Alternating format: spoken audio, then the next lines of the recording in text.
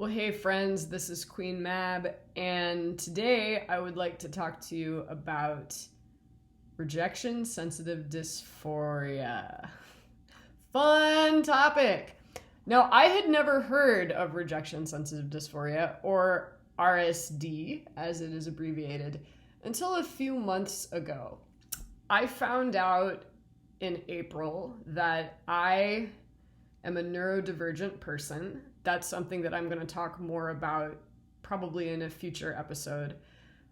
So, in order to learn the ropes of this new identity, it wasn't new, it was just new that I was learning about it. I joined some Facebook groups, and in one of them, I saw this post about rejection sensitive dysphoria, and I started to read about it, and I did some Googling, and I can't tell you the profound sense of relief that I felt when I learned about this, because I am someone who has struggled with sensitivity to rejection for my entire life. That's what rejection sensitive dysphoria is. It's really, really intense reactions of pain, rage, anger, shame that just look very, very big and very, very out of proportion to everyone around, okay? And all my life I've been told, oh, you need to toughen up. Oh, you need to grow a thick skin. Okay, well, I am 35 years old. I'm a musician, so I get rejected all the time.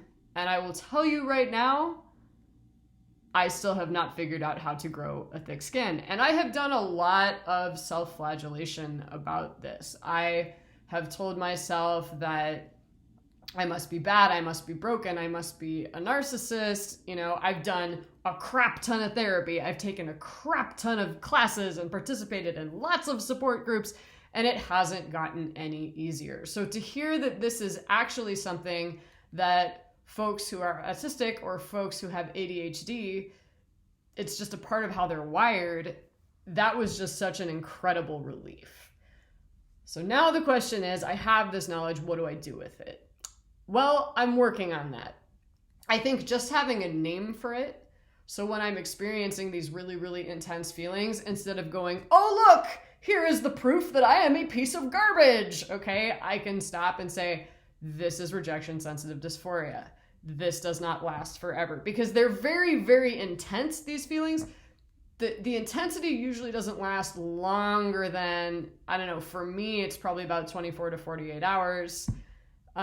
There can be lingering effects, but that really intense, like I want to die feeling, it doesn't usually last that long, at least in my case.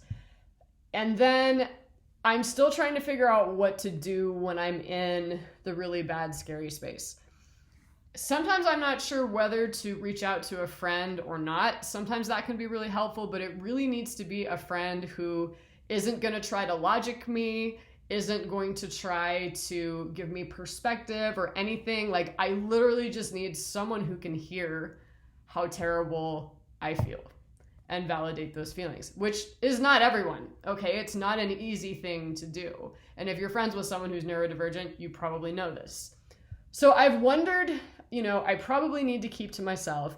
Definitely need to stay off of social media. Definitely need to stay off the internet. It helps if I can get engrossed in something like a TV show or something like that. I tried watching Ted Lasso last night when I was going through one of these episodes, which helped some, although it's getting a little intense, isn't it? Yeah.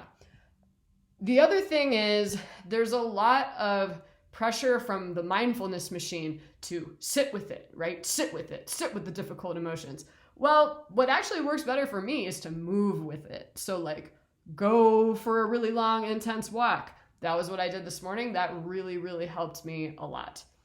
Also, I found a website that has some good stuff on it. It's blackgirllostkeys.com. The gal's name is Renee. I'm forgetting her last name, which is really embarrassing. But she has some really good articles about rejection sensitive dysphoria. And then there's some doctor, some like Dr. William Dodson guy who's all over the internet writing about RSD. And he is saying that there's some medications that can be helpful. I have not had great experiences with medications myself, so I'm a little skeptical, but if you have, I would really love to hear from you what your experiences are with medication and RSD, because I will trust you, a neurodivergent person, over some doctor on the internet any day of the week. Although I guess you're just some person on the internet, so Anyway, that's good logic.